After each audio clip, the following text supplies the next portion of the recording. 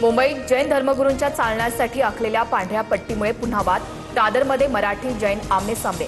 मनसेच्या अल्टिमेटम नंतर पालिकेच्या कर्मचाऱ्यांनी पांढरी पट्टी पुसून काळा रंग मारला. पांढरी पट्टी हा सांस्कृतिक दहशतवाद. अशा गोष्टी खपवून घेणार नाही. पालिकेनं तक्रार दाखल करून गुन्हा नोंदवावा. संदीप देशपांडेंची भूमिका.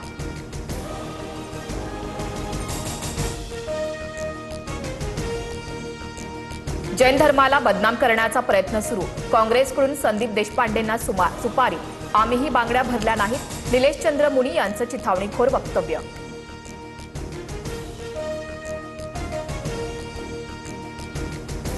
सातारा सांगली विधान परिषद निवडणुकीबाबत महायुतीची बैठक.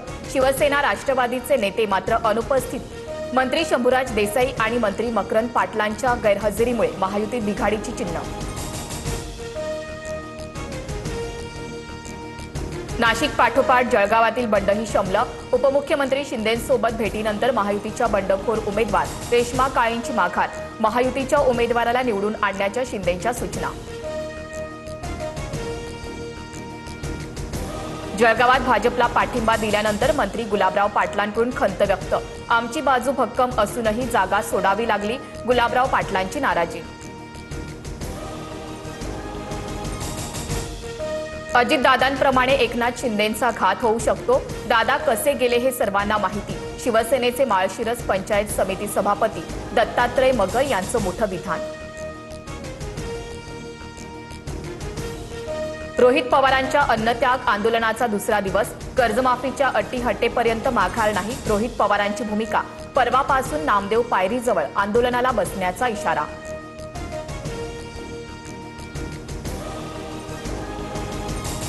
उद्धव ठाकरे उद्या मातोश्रीवर खासदारांची बैठक घेणार. ऑपरेशन टायगरच्या पार्श्वभूमीवर ठाकरे अलर्ट. ठाकरेंचे खासदार शिंदेंच्या संपर्कात असल्याचा शिंदेंच्या शिवसेनेचा दावा.